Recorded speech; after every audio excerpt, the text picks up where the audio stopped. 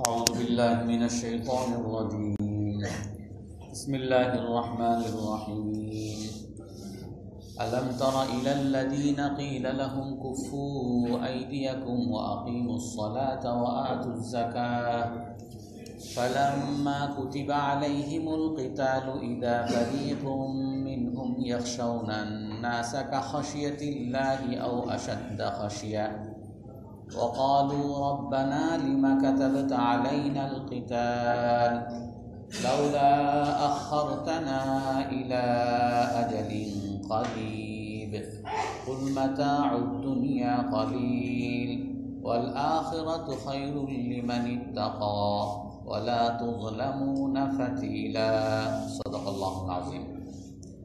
আল্লাহ তাআলা বলেন,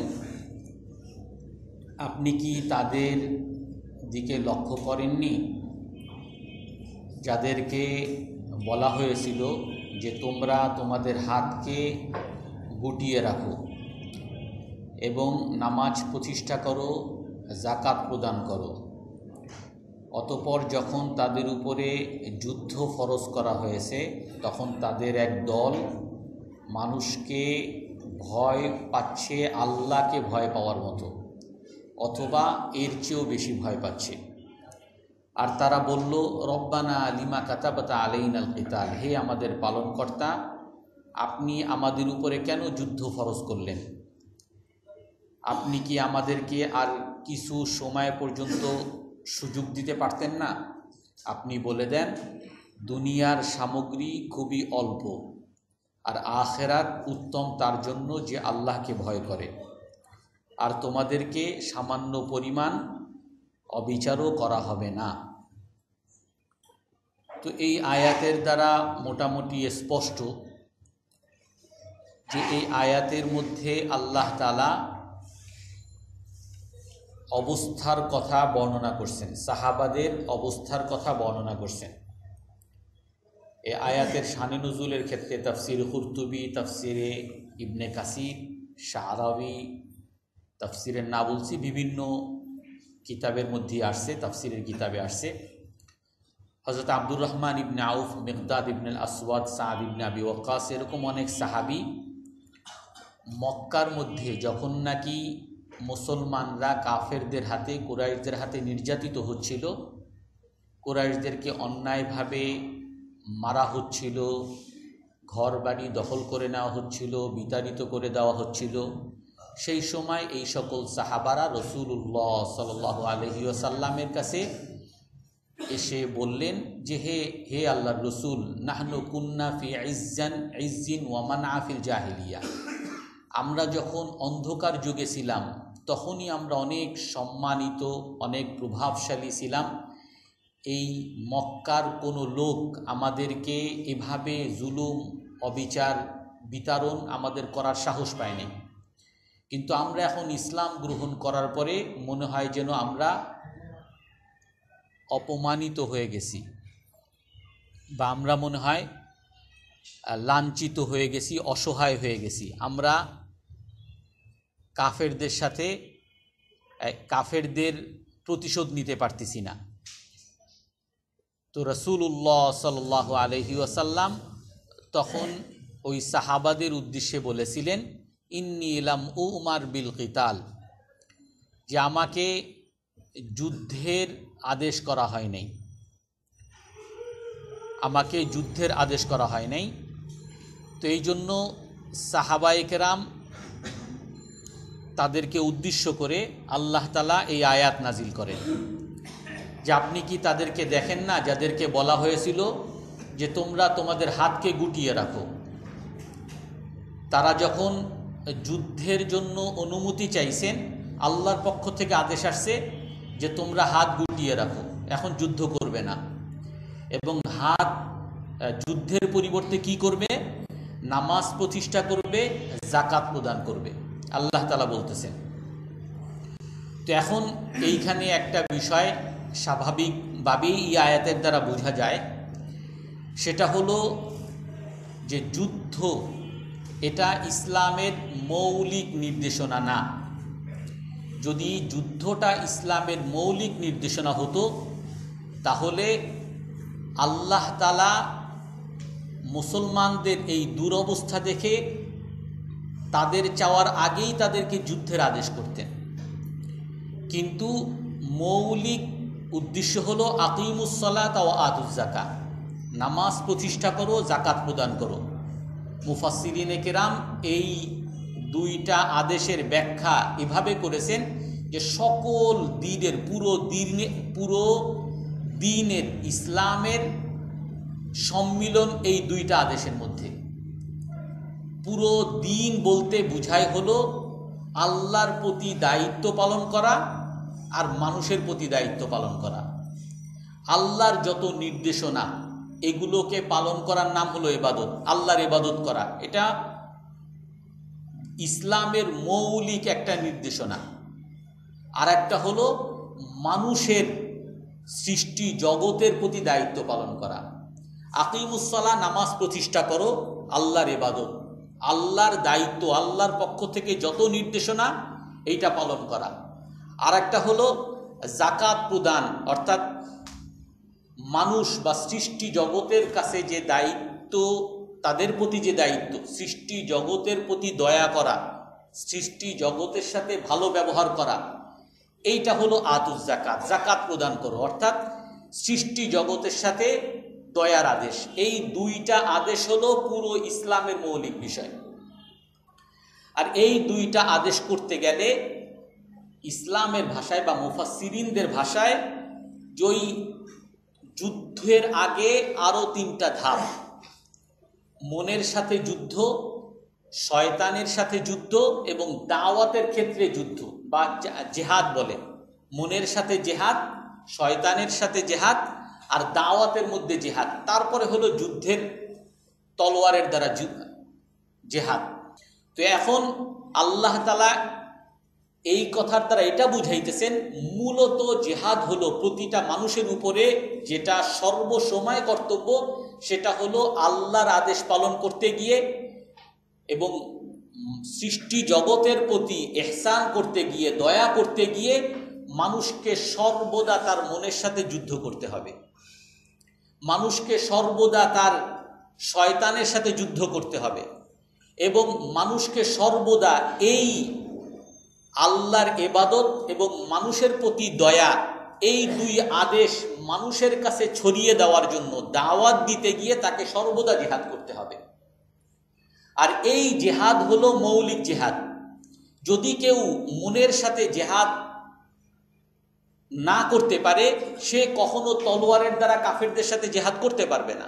যে নিজে তার নিজের মনের সাথে যুদ্ধ করে ঘুষ থেকে বাঁচতে পারে নাই, চোখকে নাজায়েজ হারাম কাজ থেকে নিজেকে বিরত রাখতে পারে নাই, অন্যায় ভক্ষণ, অন্যায় সম্পদ ভক্ষণ, অন্যায়ভাবে মানুষের প্রতি খারাপ ব্যবহার, এটা থেকে বাঁচার ক্ষেত্রে যে নিজের সাথে যুদ্ধ করতে পারে নাই, সে কখনোই কাফেরদের সাথে যুদ্ধ করতে পারবে না।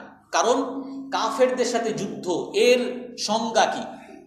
এর সংজ্ঞা যেটা আমরা আগে বলেছিলাম, রসুলের কাছে এসে জিজ্ঞাসা করছেন সাহাবারা, হে আল্লাহর রসুল, অনেকে তো জিহাদ করে, যুদ্ধ করে নিজের প্রভাবের জন্য, অর্থের জন্য, নিজের বংশের জন্য, নিজের দেশের জন্য, জাতীয়তার জন্য, তো কোনটা আল্লাহর রাস্তার জিহাদ?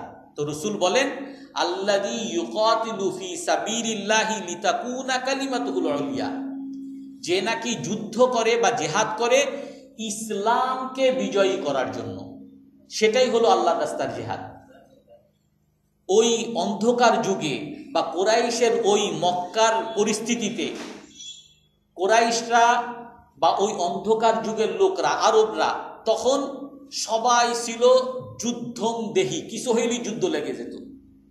আমারে কেন সে গালি দিল, সাথে সাথে তলোয়ার নিয়ে নেমে একেবারে বছরের পর বছর, 100 বছর 200 বছর যুদ্ধ চলত। কেউ একটু গালি দিছে, এই গালির এই প্রতিশোধ নেওয়ার জন্য যুদ্ধ লেগে যেত। অর্থাৎ ওই সময় ক্ষমতার জন্য যুদ্ধ, অর্থের জন্য যুদ্ধ, বংশের জন্য যুদ্ধ, জাতীয়তার জন্য যুদ্ধ, এটা একেবারে অহরহ ছিল। যার কারণে মক্কার মধ্যে যখন নাকি মুসলমানরা যুদ্ধের অনুমতি চাইছেন, আল্লাহ তাআলা তখন মুসলমানদের কি বলছেন, কি কুফু আইদিয়াকুম, তোমরা হাতকে এখন বিরত রাখো, যুদ্ধ করতে পারবা না।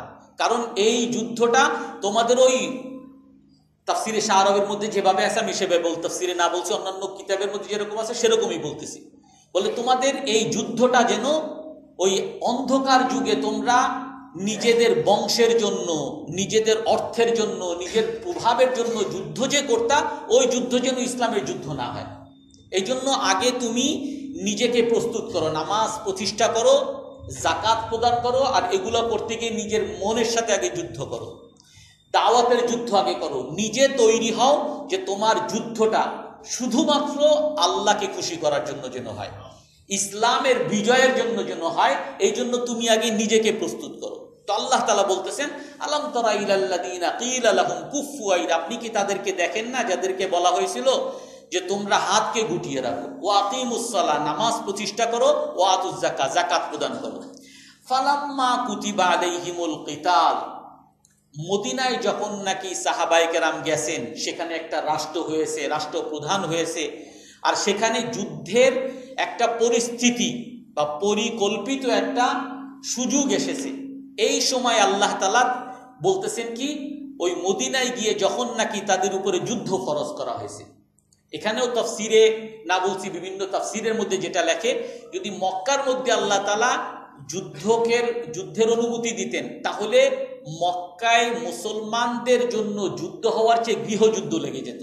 কারণ প্রতিটা ঘরের মধ্যেই একজন মুসলমান, বাবা হয়তো মুসলমান, ছেলে কাফের, ছেলে হয়তো মুসলমান, বাবা কাফের, স্বামী হয়তো মুসলমান, স্ত্রী কাফের। সেই সময় যদি যুদ্ধের অনুমতি হইতো, তাহলে সেখানে ঘরে ঘরে যুদ্ধ হইতো, প্রতিটা ঘরে। তখন ওই যেটা ইসলামের প্রচারের জন্য বা ইসলামের বিজয়ের জন্য যেই উদ্দেশ্য, সেই উদ্দেশ্য সেখানে সাধিত হইতো না। এবং ইসলামের কোনো আদেশই আবেগী হতে পারবে না, একটা আল্লাহ এবং আল্লাহর রসুলের নির্দেশনা মাফিক হতে হবে। এখনো আমাদের সমাজে অনেকেই আছে এরকম আবেগী, একেবারে জেহাদ করে ফেলে। একটা বোম ফুটাইলো, এর দ্বারা কি ইসলামের লাভ হইল না ক্ষতি হইল, এই চিন্তা করার আর সুযোগ তার থাকে না। পরিকল্পনা মাফিক সে আর আগায় না। ওই একটা বোম ফুটাইছে, এর কারণে ওই হয়তো বা একজন কাফের, দুইজন কাফের মারা গেছে, এর বিনিময়ে 1000 2000 মুসলমান এর দ্বারা ক্ষতিগ্রস্ত হচ্ছে।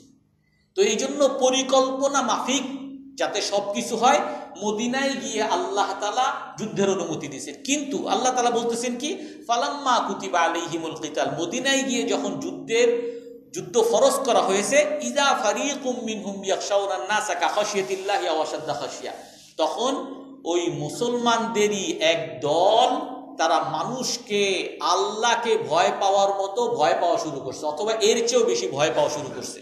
এত ভয় পাইতেছে, তারা বলা শুরু করছে, লিমা কাতাবতা আলাইনাল কিতাল, আপনি কেন আমাদের উপরে যুদ্ধ ফরজ করলেন? লাউলা আখারতানা ইলা আজালিন করিব, আমাদেরকে আরো কিছুদিন একটু সুযোগ দিতেন। অর্থাৎ আল্লাহ তাআলা এখানে বলতেছেন যে একটা হলো আবেগ একটা বিষয়, বা আমরা বলি কথায় কথা আমরা অনেক বলতে পারি, কিন্তু কাজে গেলে সবাই আমরা পিছিয়ে পড়ি। একেবারে আমি ওই করব, তেন করব, কিন্তু যখন কর্মক্ষেত্রে নামিয়ে দেওয়া হয় তখন একেবারে আমরা পিছনে সরে যাই। এখন ওইটাই আল্লাহ তাআলা বলতেছেন যে কিছু মানুষ এরকম বলছে যে আমাদেরকে কেন যুদ্ধের অনুমতি দেওয়া হয় না। কিন্তু যখন তাদেরকে যুদ্ধের অনুমতি দেওয়া হয়েছে, তখন কিছু মানুষ, তাদের কিছু দল, তারা এই যুদ্ধকে ভয় পাওয়া শুরু করছে, মানুষকে ভয় পাওয়া শুরু করছে আল্লাহর চেয়েও বেশি, এবং বলা শুরু করছে যে কেন আমাদের উপরে যুদ্ধ ফরজ করলেন।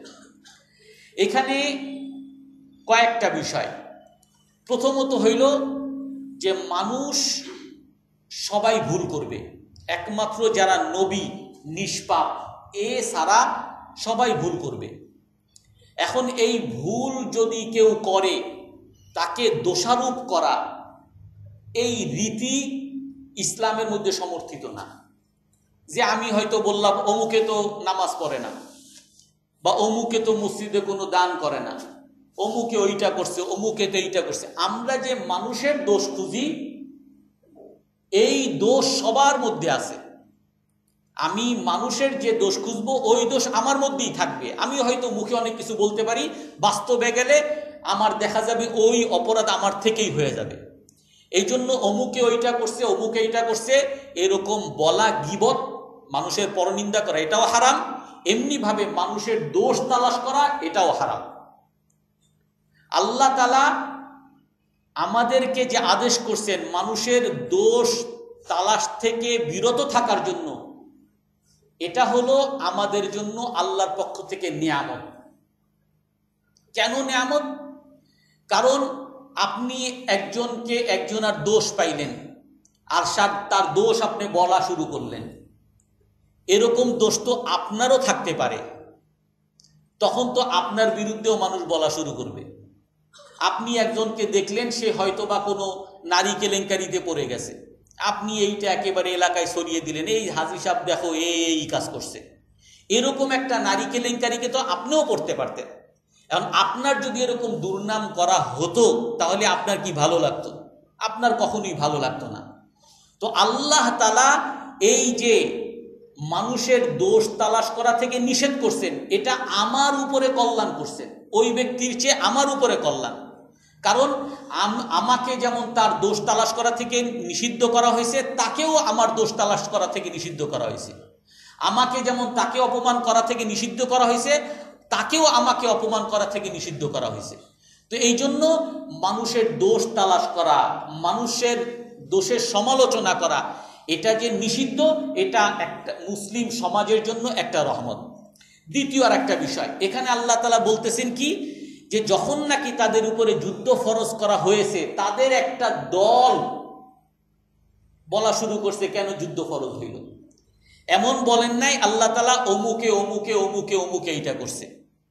অর্থাৎ কোথাও যদি আপনার দাওয়াতের নিয়ত হয়, তাহলে সেই দাওয়াতের নিয়তে কখনোই আপনি নাম ধরে কারো সমালোচনা করতে পারেন না।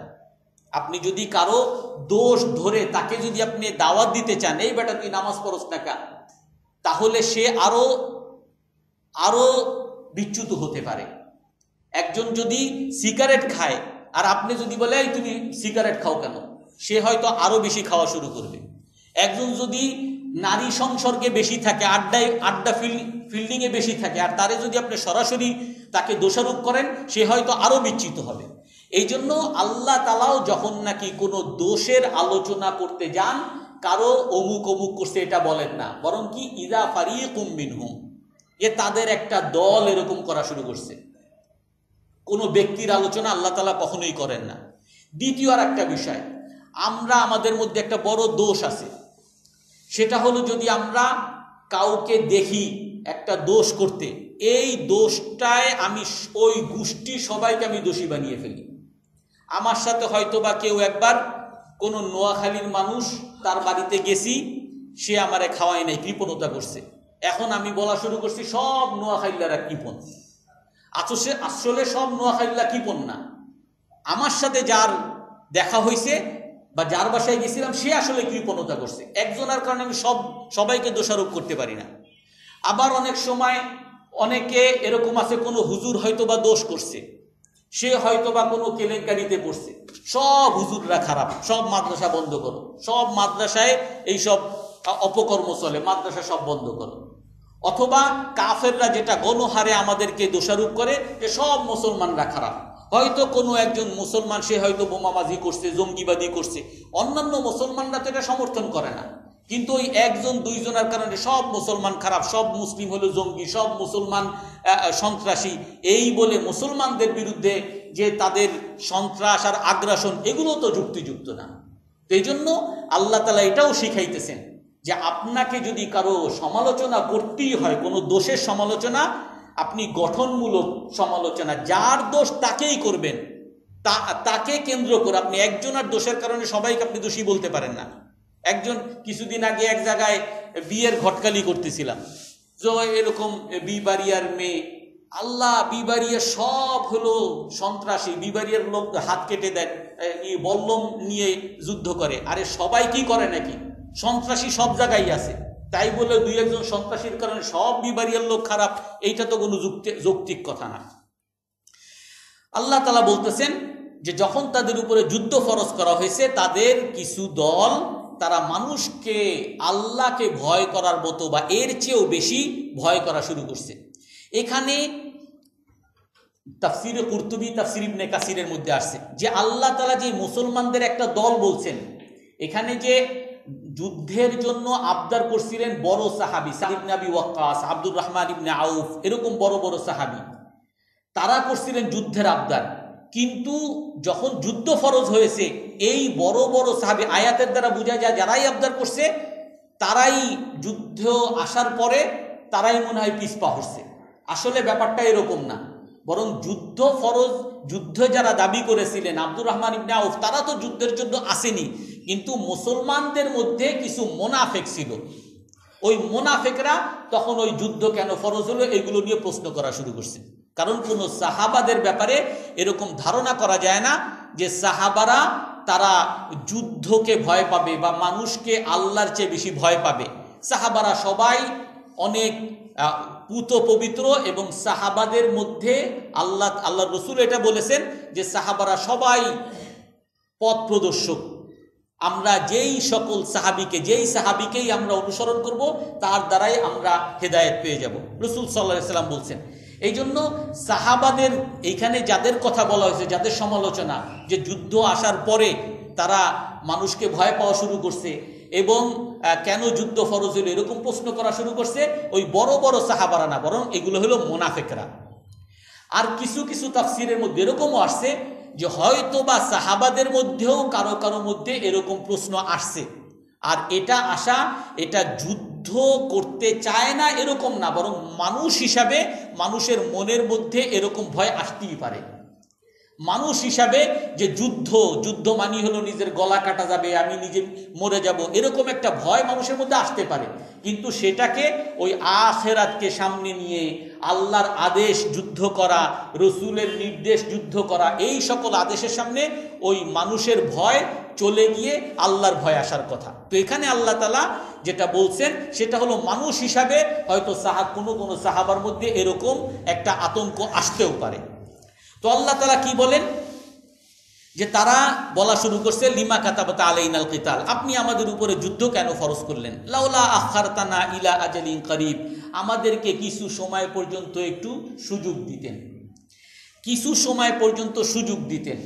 অর্থাৎ এই সকল মুনাফেক হোক বা সাহাবায়ে কেরাম হোক বা মুসলমান হোক, সবাই এই কথা সবাই অকপটে বা আমরাও অকপটে আমরা বিশ্বাস করি যে আমরা মৃত্যুর হাত থেকে কেউ বাঁচতে পারবো না, মৃত্যু আমার হবে। তবে ওই যুদ্ধের মধ্যে যে মৃত্যুটা, সেটা হলো আমার মনে হয় যে আমি হয়তো বা আরো কিছুদিন বাঁচতাম, যুদ্ধে না আসলে আমি হয়তো আরো কিছুদিন বাঁচতাম, যুদ্ধে আসার কারণে কাফেরদের তলোয়ারের নিচে পড়ে আমি তাড়াতাড়ি মরে যাচ্ছি, এরকম একটা ভয়ের কারণে হয়তো বা এরকম কথা বলেছে যে আমাদেরকে আর কিছুদিন সময় দিতেন, আমাদেরকে কেন আপনি যুদ্ধ ফরজ করলেন, যুদ্ধের দ্বারা তো আমরা সময়ের আগে মরে যাব, এরকম একটা বিষয়। তো আল্লাহ তাআলা সেখানে বলতেছেন, পরের আয়াতে আসবে, মুনাফিকরা উহুদের সময় এরকম বলেছিল যে লাউকানু মানা মা কুতিলু, যদি এই উহুদের মধ্যে যারা নাকি মারা গেছে প্রায় 70 জন সাহাবা শহীদ হয়েছেন, তো মুনাফিকরা তখন বলা শুরু করছিল যে এই 70 জন এরা যদি আমাদের সাথে থাকতো, আমরা যেরকম যুদ্ধে যাই নাই, আমরা যেরকম মদিনা রয়ে গেছি, যদি আমাদের সাথে থাকতো তাহলে তো মারা যাইত না, আমরা তো জানি এই উহুদের যুদ্ধে আমরা পারবো না, আমরা মরবো, এই জন্যই তো আমরা নিজেদেরকে চতুরতা করে চালাকি করে আমরা রয়ে গেছি, এরা যদি আমাদের সাথে থাকতো বেঁচে যেত, এখন উহুদে গিয়ে মারা পড়ছে। মুনাফিকদের কথার উত্তর আল্লাহ তাআলা পরের আয়াতে বলবেন যে মৃত্যু মানুষের কাছে আসবেই, তুমি ঘরে থাকো আর বাইরে থাকো, এটা পরের আয়াতে আসবে। এইখানে যে বিষয়টা আল্লাহ তাআলা কি বলতেছেন যে তোমার মনে হয় যুদ্ধ গিয়ে তুমি হয়তো বা একটু আগে মারা যাচ্ছ, আর যদি যুদ্ধে না যাইতা তুমি হয়তো বা আরো কিছুদিন সময় পাইতা। আল্লাহ তাআলা এখানে বলতেছেন কুল মাতাউদ দুনিয়া কলিল, হে রাসূল আপনি বলে দেন দুনিয়ার সামগ্রী খুবই কম আর আখিরাত উত্তম। অর্থাৎ মুসলমানদেরকে আল্লাহ তাআলা একটা ইমানি ব্যবসায় উদ্বুদ্ধ করতেছেন। আগে যেমন ওই যুদ্ধটা যাতে শুধুমাত্র আল্লাহকে খুশি করার জন্য, ইসলামের বিজয়ের জন্য যেন হয়, এই জন্য আল্লাহ তাআলা নামাজ প্রতিষ্ঠা, জাকাত প্রদান ইত্যাদির আদেশ করছেন এবং অপেক্ষা করতে বলছেন যাতে মনের সাথে জিহাদ সম্পন্ন হয়। এখানেও আল্লাহ তাআলা ওই মানুষের ঈমানকে যাতে আখিরাতের প্রতি বিশ্বাসী বানাইতে পারেন, বিশ্বাসের দিক থেকে মানুষের ঈমান যাতে ঈমানি ব্যবসায় যাতে শক্তিবান হন, এই জন্য আল্লাহ তাআলা এই আয়াত বলতেছেন যে দেখো দুনিয়ার সামগ্রী কম, তোমার জীবন সেটা যতদিনই তুমি বাঁচো এটা একটা নির্দিষ্ট সময়, যত ফুর্তিতে আর যত কি বলে শান্তিতে, সুখে, সফলতা, প্রভাব প্রতিপত্তিতে থাকো, নির্দিষ্ট একটা সময় 60-70, এর বাইরে তুমি আর যেতে পারবা না। তুমি 100 বছর যদি 100 বছরও যদি বাঁচো মানুষের উপরে বোঝা হয়ে থাকবা, তুমি দুনিয়া থেকে কিছু ভোগ করতে পারবা না, বরং মানুষের উপরে বোঝা হয়ে আরো কষ্টের জীবনযাপন তোমাকে করতে হবে। দুনিয়া যেমন ক্ষণস্থায়ী, দুনিয়ার প্রতিটা আনন্দ, মজা, সুখ সবই ক্ষণস্থায়ী, সবই অল্প এবং পরিপূর্ণ না, এগুলো আমরা আগে বলেছি।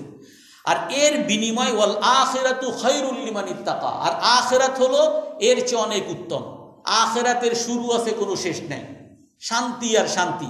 আখিরাতে মানুষের কোনো রোগ নাই, আখিরাতে মানুষের বৃদ্ধ হওয়া নাই, আখিরাতে মানুষের কোনো প্রতিকূল অবস্থা বা দুঃখ দুর্দশা হতে পারে এরকম কোনো কিছু নাই। আখিরাতে মানুষের কোনো নেতিবাচক দিক নাই। আখিরাতে মানুষের জন্য এমন জান্নাত মালা আইনুন রাআত, যা কোনো চোখ দেখে নাই, ওয়ালা উযুনুন সামিআত, কান শুনে নাই, ওয়ালা খাতারা আলা কলবি বাশার। আখিরাতে এমন এমন শান্তি যা কোনো মনও কল্পনা করতে পারে নাই। তো আল্লাহ তাআলা বলেন যে দেখো তুমি ব্যবসা যে করবা, তুমি যদি ভালো ব্যবসায়ী হও তাহলে কোন ব্যবসা তুমি করবা, কোনটা তুমি নিবা। ইন্নাল্লাহা আশতারা মিনাল মুমিনিনা আনফুসাহুম ওয়া আমওয়ালাহুম বিআন্না লাহুমুল জান্নাহ। আল্লাহ তাআলা বলেন যে আল্লাহ তাআলা মুমিনদের কাছ থেকে, যারা আল্লাহকে বিশ্বাস করে যে আল্লাহর হাতেই সব কিছু, আল্লাহর হাতেই সমস্ত মানুষের কল্যাণ, আল্লাহর হাতেই দুনিয়া এবং আখিরাত, যারা বিশ্বাস করে তাদের কাছ থেকে আল্লাহ তাআলা তার জীবনকে, তার সম্পদকে কিনে নিয়েছেন, আর বিনিময়ে আল্লাহ কি দিছেন? জান্নাত দিছেন। অর্থাৎ তুমি যদি বড় ব্যবসায়ী হতে চাও, তুমি যদি লাভবান ব্যবসায়ী হতে চাও, তাহলে তোমার জীবনকে আমাকে দিয়ে দাও, এর বিনিময় দুনিয়ার চেয়ে 10 দুনিয়া তোমার জন্য আমি রাখছি। তুমি শুধু মারা যাবা, সাথে সাথে শহীদ হবা, সাথে সাথে তোমার জন্য জান্নাত, সাথে সাথে তুমি বাল আহইয়াউন ইনদা রাব্বিহিম ইউরযাকুন, তুমি জীবিত, দুনিয়াতে যেরকম জীবিত আছো তুমি শহীদ হইলেও জীবিত, তোমাকে সাথে সাথে বিভিন্ন রকম খাবার খাওয়ানো হবে। আল্লাহ তাআলা বলতেছেন বাল আহইয়াউন ইনদা রাব্বিহিম ইউরযাকুন। অতএব এখন তুমি চিন্তা করো যে তুমি কোন ব্যবসা, লসের ব্যবসা করবা নাকি লাভের ব্যবসা করবা। তারপরে আল্লাহ তাআলা বলতেছেন ওয়ালা তুজলামুনা ফাতিলা, আর তোমাদেরকে কোনো কিছুই কোনোভাবেই সামান্যতম অবিচার করা হবে না, সামান্যতম অবিচার করা হবে না। আমরা জানি আমরা যদি একটা নেক আমল করি, একটা নেক আমলের সওয়াব আল্লাহ তাআলা কয়টা দেয়? 10টা। কিন্তু একটা যদি গুনাহ করি, গুনার পরিবর্তে একটা গুনাহ। অর্থাৎ আল্লাহ যদি আমাকে ইনসাফ করতেন, আল্লাহ তাআলা জুলুম তো আল্লাহ তাআলা করেনি না, যদি ধরতাম শুধু ইনসাফ করতেন, মানে আমি যা পাই তাই দিবে, বাড়তি না, তাহলে কি আমি নেক আমল একটা করলে সওয়াব একটা পাইতাম, আবার গুনাহ যেরকম একটা করি তার বিনিময়ে গুনাহ একটা।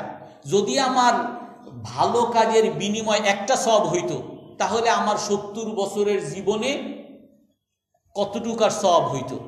আর এই সওয়াব দিয়ে আমাদের পূর্ববর্তী উম্মতরা যারা 300 বছর, 1000 বছর, 2000 বছর যারা জীবন পেয়েছিল, তারা যে এতদিন নেক আমল করেছে, তাদের আগে কোনোদিন আমাদের পক্ষে জান্নাতে যাওয়া সম্ভব ছিল না, কোনোদিনই তাদের আগে আমাদের জান্নাতে যাওয়া সম্ভব না। তবে আল্লাহ তাআলা আমাদের উপরে কি করছেন? অনুগ্রহ করছেন, বাড়তি দিছেন, সব কিছুতে বাড়তি বাড়তি।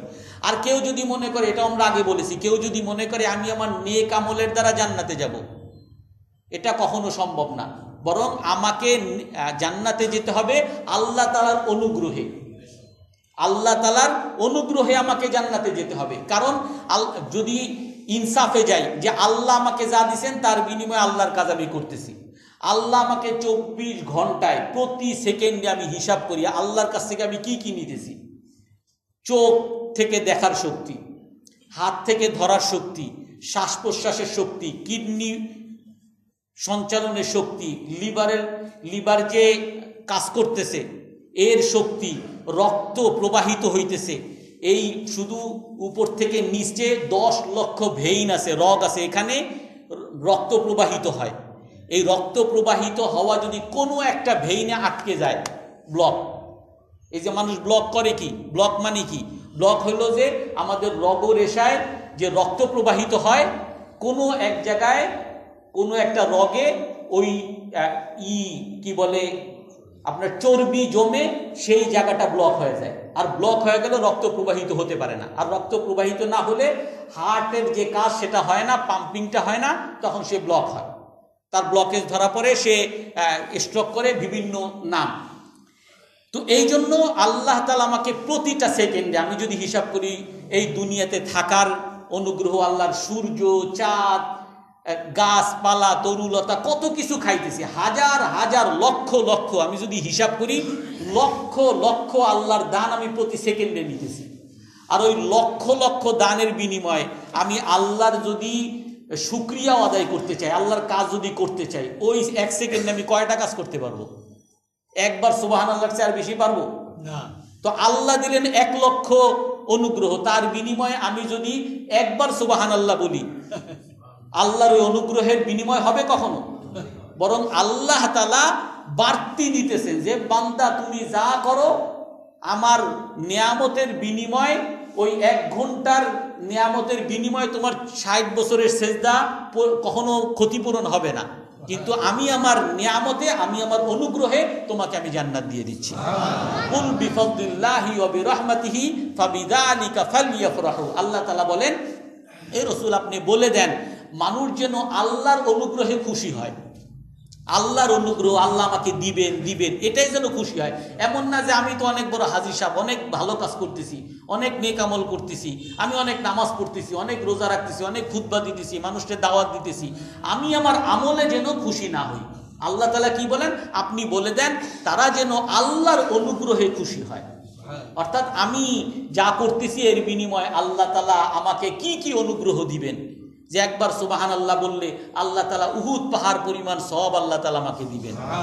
একটা খেজুরের দানা যদি আমি আল্লাহর রাস্তায় দান করি, উহুদ পাহাড় পরিমাণ স্বর্ণ যদি আল্লাহর রাস্তায় দান করি, এর চেয়েও বেশি সওয়াব আল্লাহ আমাকে দিবেন।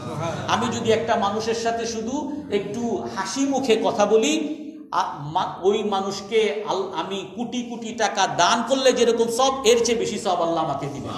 আমি আমার স্ত্রীকে যদি একবেলা খাবার খাওয়াই, আমি যে ভরণ পোষণ করতেছি, একবেলার 1 লোকমা খাবার আমার স্ত্রীকে যে দিচ্ছি, এই 1 লোকমার বিনিময়ে আল্লাহ তাআলা আমি যদি লক্ষ লক্ষ টাকা আল্লাহর রাস্তায় দান করি, এর চেয়েও বেশি সব আল্লাহ তাআলা দিবেন। এগুলো সব আল্লাহর অনুগ্রহ।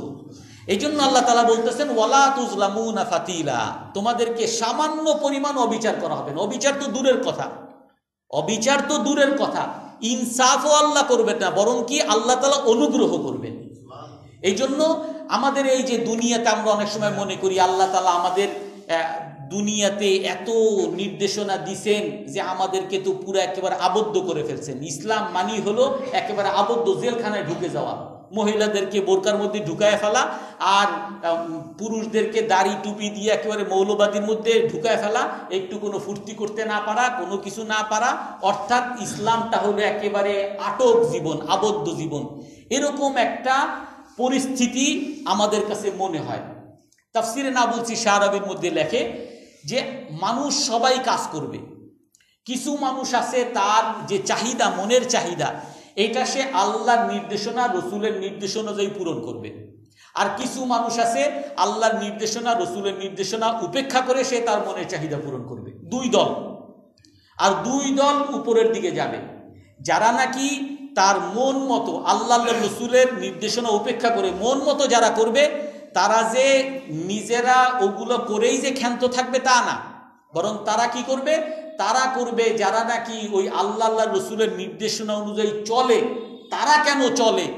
ওদের চলার কারণে আমাদেরকে মানুষ বিভিন্নভাবে দোষারোপ করে। ওরা যাতে চলতে না পারে ওদেরকে মৌলবাদী বলো, ওদেরকে এই জঙ্গিবাদ বলো, ওদেরকে সন্ত্রাসী বলো, ওদেরকে বিভিন্নভাবে হেয় করো, করে এদের সাথে সবসময় এরা যুদ্ধ লেগেই থাকবে। শুধু তাই না, বরং জোর করে পিটিয়ে মেরে বিতাড়িত করে এই সকল ভালো মানুষ যারা আল্লাহ রসুলের কথা শুনতে চায় তাদেরকে দেশ ত্যাগ করে দিবে। এটা হলো নিয়ম, দুনিয়ার নিয়ম। কিন্তু আল্লাহ তাআলা যারা আল্লাহকে মানে তাদেরকে এইভাবে সান্ত্বনা দেন, এইভাবে তাদেরকে বুঝান যে দেখো, তোমরা যদি আল্লাহকে খুশি করে আল্লাহর এবং রসুলের নির্দেশনা মোতাবেক তুমি যদি মনের চাহিদা পূরণ করো, তোমার যত মনের চাহিদা সব পূরণ হবে। তুমি যদি নারী চাও বিবাহের মাধ্যমে হবে, তুমি যদি সম্পদ চাও ব্যবসার মাধ্যমে হবে, তুমি যদি ক্ষমতা চাও মানুষের সেবা করার নিয়তে তুমি ক্ষমতা লাভ করতে পারো, চেয়ারম্যান হতে পারো, বরং এটা তোমার জন্য আরো সব হবে, সব তোমার জন্য সম্ভব। উপরন্তু তুমি যখন আল্লাহর জন্য কাজ করবে তখন তুমি এই সামান্য দুনিয়ায় যতটুক সুখ শান্তি যা পাও এর চেয়ে আখিরাতে তোমার জন্য চিরস্থায়ী শান্তি। এটা তো আছেই। এরপরে হলো তুমি যে যত খারাপ কাজ থেকে বিরত থাকতেছো এর দ্বারাও তোমার লাভ। তোমাকে বলা হয়েছে কোনো নারীর দিকে তুমি কুদৃষ্টিতে তাকাবা না। এখন তুমি মনে করতেছো যে এইটা তো আমার স্বাধীনতাকে হরণ করে দিছে। না, তোমার স্বাধীনতা হরণ করে নাই, বরং তোমার উপরে দয়া হয়েছে। তুমি আর একজনের বোনের দিকে যদি তাকাও, আমার স্ত্রীর দিকে যদি আপনি তাকান, আমার মেজাজ খারাপ হবে না কুদৃষ্টিতে তাকাইলে? এখন আমি যদি আপনার স্ত্রীর দিকে তাকাইলে যদি আপনি রাগ হন, আর আমাকে আল্লাহ তাআলা নিষেধ করছেন যে তুমি তার স্ত্রীর দিকে তাকাবা না, এর দ্বারা যদি আমি মনে করি আমার স্বাধীনতা হরণ হয়েছে, তাহলে আমি কেন আমার স্ত্রীর দিকে আর একজন কুদৃষ্টিতে তাকাইলে আমি রাগ হব? এটা তো তার স্বাধীনতা।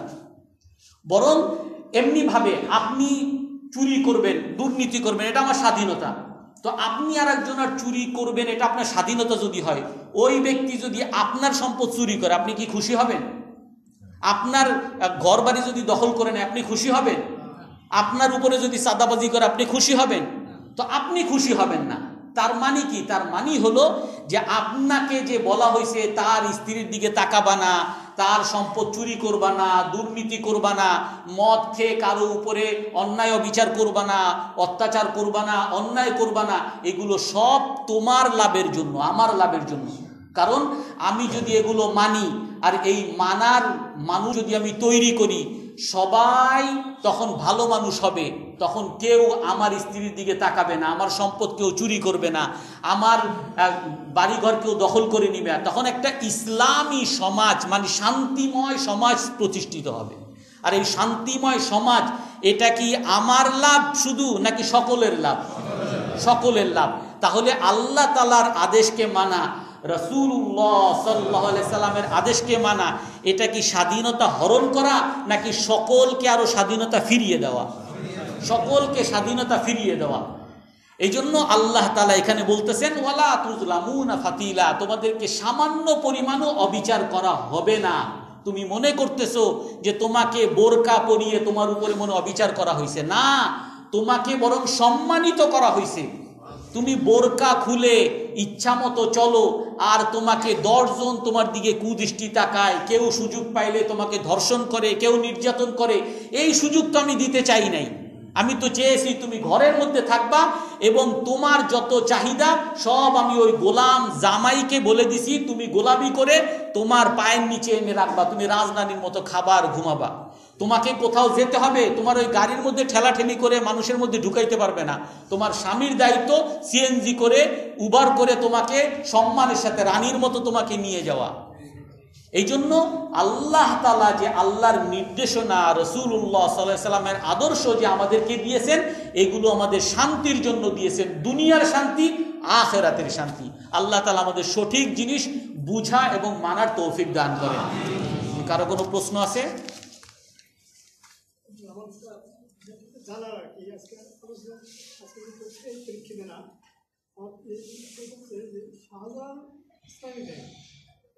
আমাদের দেশে ব্যাংকিং পরীক্ষা আমরা তো জানি মোটামুটি সুদ সংশ্লিষ্ট, সেখানে একজন আল্লাহ রলির নামে ইসলাম ব্যাংক দিয়েছে। আর দ্বিতীয়ত এই নামটা আমি দেখছি আজকে একটা অনুষ্ঠানে অংশগ্রহণ করেছিলাম, সেখানে দেখা যাচ্ছে শাহজালাল ইসলাম ব্যাংক। শাহজালাল আল্লাহ রলি আমরা জানি, তার হজরতও নাই, রহমতুল্লাহও নাই। এবার এখানে কতটুকু তাকে সম্মানিত করা হয়েছে, কেন তার নামে ব্যাংক দিয়েছে, অথচ এখানে তার নামের আগে হজরতও নাই, তারপর নামের পরে হজরত রহমতুল্লাহ এটাও নাই। আচ্ছা, আর ব্যাংকের সাথে তাকে যুক্ত করে। আচ্ছা, এক হলো যে ব্যাংক, এটা তো আমরা সুদ নির্ভর, সুদ ভিত্তিক আমরা জানি। তবে ব্যাংকটা যদি ইসলামিক নিয়মে, অর্থাৎ আল আরাফা বা ইসলামী ব্যাংকের শরিয়ায় তাদের যে নিয়ম পদ্ধতিগুলো বলা হয়, অর্থাৎ ইসলামের নিয়ম অনুযায়ী যদি করা সম্ভব হয়, তাহলে তো এটা শুধু ভালো না, আরও বেশি ভালো হবে, এর দ্বারা বরং সওয়াব হবে। কিন্তু বাস্তবতা হলো তারপরও ইসলামী ব্যাংকগুলোতেও যেহেতু বাংলাদেশ ব্যাংকের সাথে অনেক কিছুই লেনদেন আছে, তো অনেক কিছুই তাদেরকে করতে হয়। তারপরও আমরা যারা সাধারণ মানুষ হিসাবে, আমরা যেই সকল ব্যাংকে যারা বলে সুদি কারবার করে, সুদ ঘোষণা দিয়ে করে, এর যে আমাদের জন্য তো অবশ্যই ওইটা উত্তম হবে, বা আমরা নিজেরা দায়মুক্ত থাকতে পারবো যখন আমাকে বলা হবে যে আপনার অ্যাকাউন্টটা সুদবিহীন, ইসলামী শরীয়ত মোতাবেক পরিচালিত করা হচ্ছে, তো আমি একটা দায়মুক্তি হব, এক বিষয়। তো সেই হিসাবে কেউ যদি ইসলামী ব্যাংক খুলে, তাহলে এটা খারাপ বিষয় না। যদি ইসলাম মোতাবেক সত্যি পরিচালিত হয়, তাহলে এটা একটা সমর্থিত বিষয়, ভালো বিষয়। দ্বিতীয় হলো যে শাহজালাল রহমতুল্লাহ আলাইহি শুধু নাম, আগের হজরত টজরত কিছু নাই। হ্যাঁ, এটা একটা দৃষ্টিকটু বিষয় যে হজরত শাহজালাল থাকলে ভালো হইতো, যেহেতু হজরত নাই, তো এটা হয়তো বা তাকে অসম্মান করার মতো হয়তো লাগতে পারে, তো এই জন্য ওইরকম থাকলে হয়তো ভালো হইতো। জি, তারপর আর কোনো প্রশ্ন? সুবহানাকাল্লাহুম্মা ওয়া বিহামদিকা আশহাদু আল্লা ইলাহা